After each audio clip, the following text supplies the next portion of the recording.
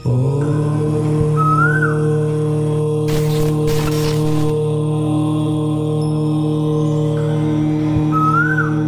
నమ శివాయ. శ్రీ విష్ణు రూపాయ నమః.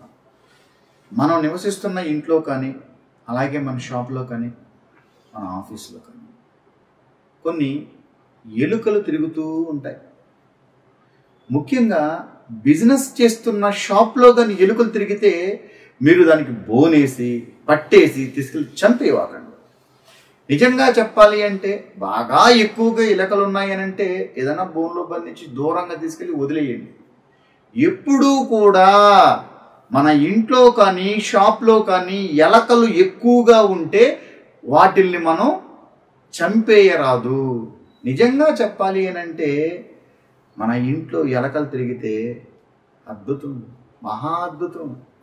అసలు మన షాప్లో కానీ ఎలకలు తిరిగితే అద్భుత, అందులో బిజినెస్ మహా అద్భుతంగా ఉంటుంది. చాలా మందికి తెలియదు ఈ విషయం. నిజంగా చెప్తున్నా, ఎక్కడైతే ఏ షాపులో అయితే ఎలకలు తిరుగుతూ ఉంటాయో ఆ షాపులో మీరే చూడండి, జనాలైతే కిత్త కిత్త కిత్త కిత్త అంటూ ఉంటారు. అస్సలు ఖాళీయే ఉండదు. ఏంటంటే ఆ షాపులో ఎలకలు తిరుగుతాయి. దానికి ఓ మహా అద్భుతమైన పవర్ ఉంటుంది. సాక్షాత్తు ఎలకంటే ఆ గణపతి యొక్క వాహనం. ఏ షాప్లో కానీ ఇంట్లో కానీ ఎలకలు తిరుగుతాయో ఆ ఇల్లు కానీ ఆ షాపు కానీ మహా అద్భుతంగా ఉంటుంది.